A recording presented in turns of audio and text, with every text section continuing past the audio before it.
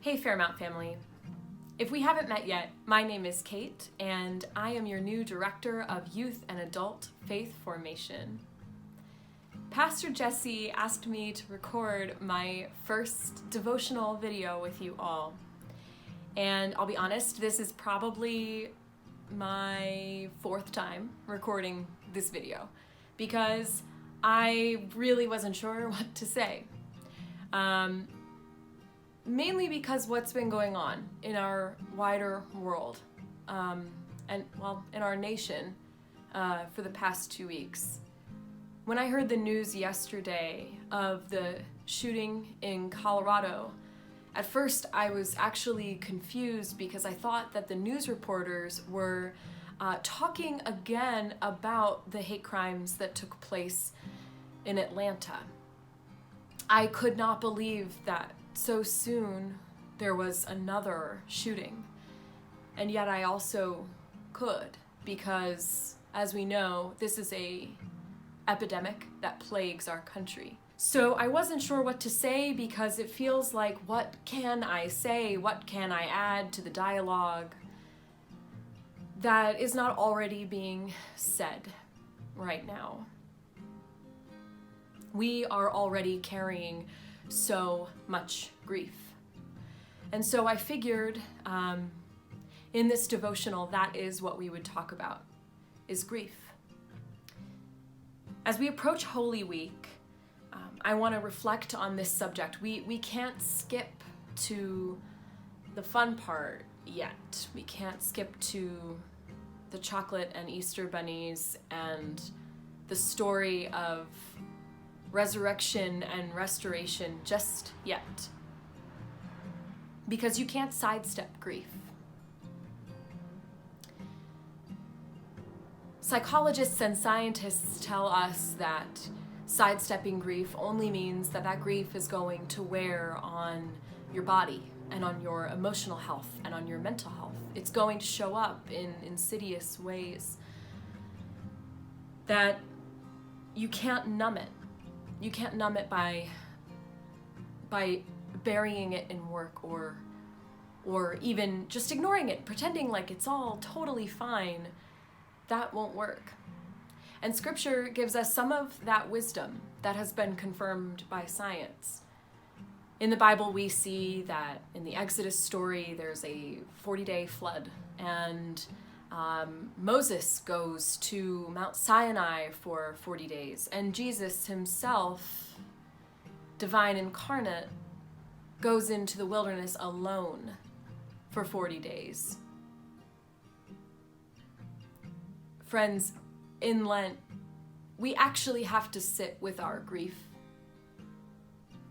It's not just a season for trying to give some things up and work on personal improvement. We often use it, if we don't ignore it altogether, we use it as a season for just like a detox to get healthy, because our culture in America wants us to do that, right? We're so encouraged from every corner of our society to just be better, be healthier, be more fit, accumulate more wealth. But really in this season, it's not about being our best selves all the time. It's about reflecting on that actually we're grieving and we're hurting, all of us. All of us.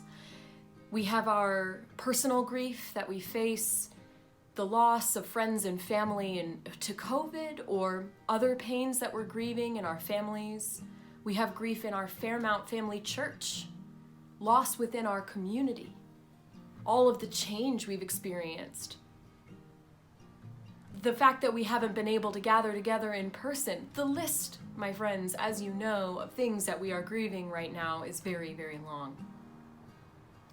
And ignoring our feelings of grief, burying our feelings with work, distractions like Netflix and social media, in a little too much wine, or in pretending like everything is totally okay, and posting photos on social media of like, we're getting through it. Actually, this season has been really great. We've learned so much and picked up so many new hobbies. Come on. Let's sit together and do the real work in community. There are silver linings. There are good things. There is so much to be grateful for.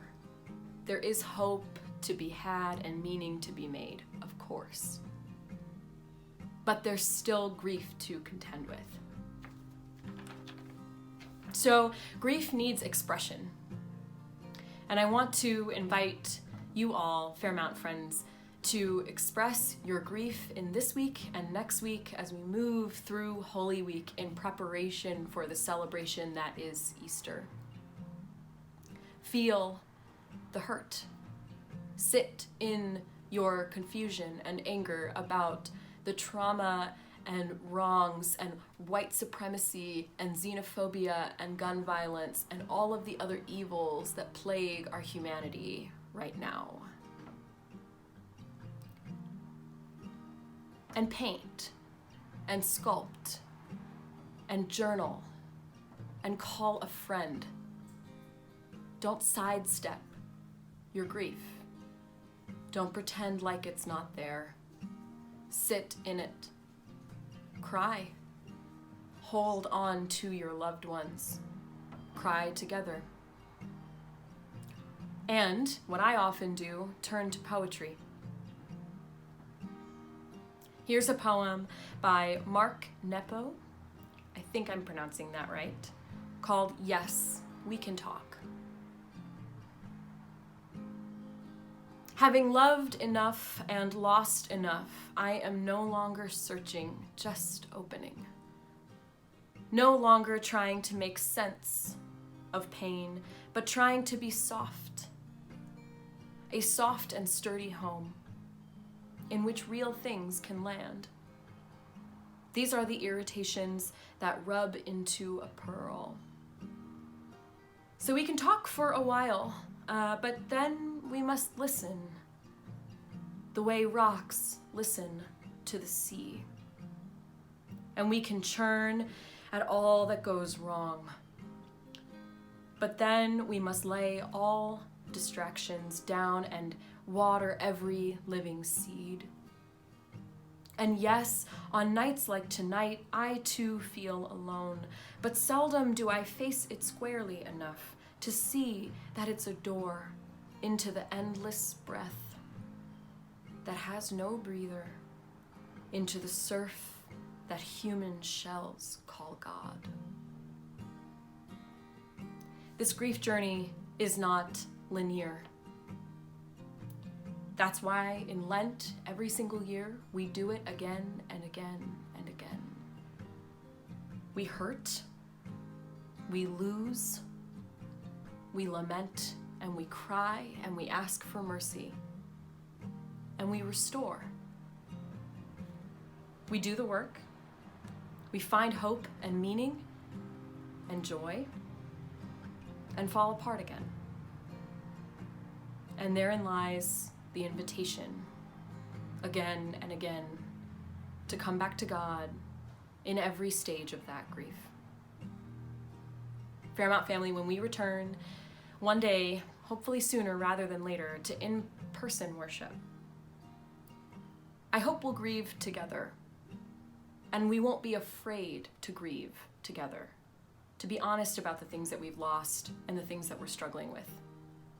That, in my mind, is one of the key things that church community is called to do.